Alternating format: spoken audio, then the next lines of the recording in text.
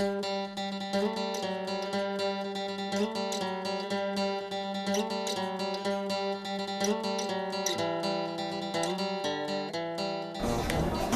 tell us, where did you first hear about the Marsville?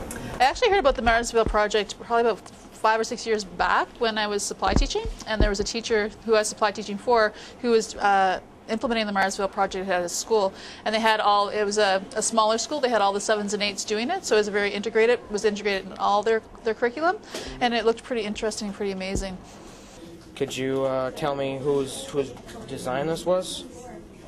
I did the solar panels and the windmill right here, and Jess did the boxes. She made these and put them. Yeah, and we all worked on the layout of how everything was going to work.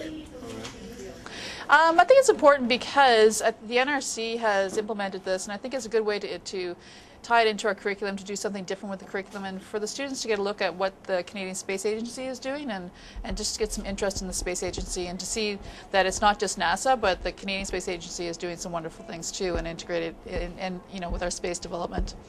Is there an advantage on this model over anyone else's?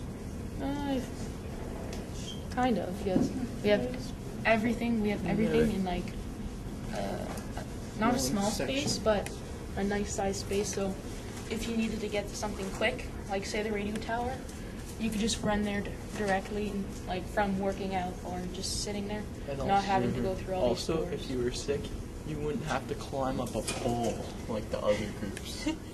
For sure, I think that's one of the main reasons they do it. They're looking for creative designs and creative ideas, and they're always looking for ideas from various places. And there's some really wonderful ideas and some neat thought that goes into these from a lot of students. So yeah, they're definitely looking for ideas that they can use. I was the group manager. I came up with the outline, and everyone just filled in their rooms and everything.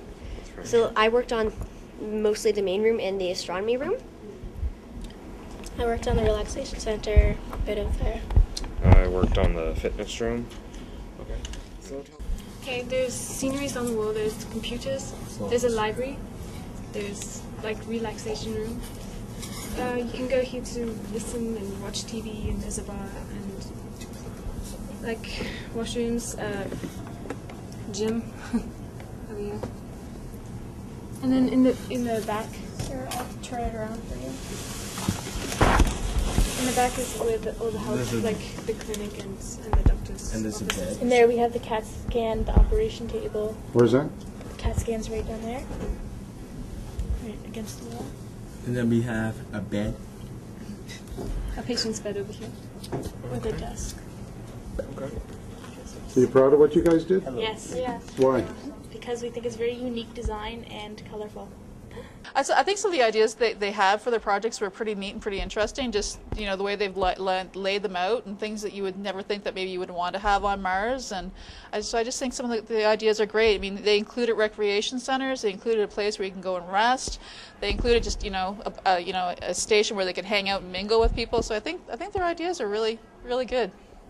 For any reason whatsoever, if you were to be picked to go with them, with the astronauts from the RNC, what would be your reaction? Now I'm sure you'd be, okay kids, I'm leaving you, I'm going to space.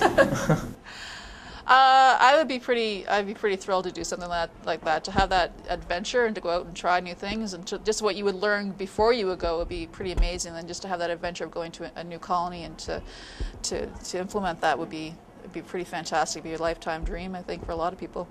It's a goal of both Space Agency, NASA, and the Canadian Space Agency, and I think the colonization is definitely something that's going to be happening in the future.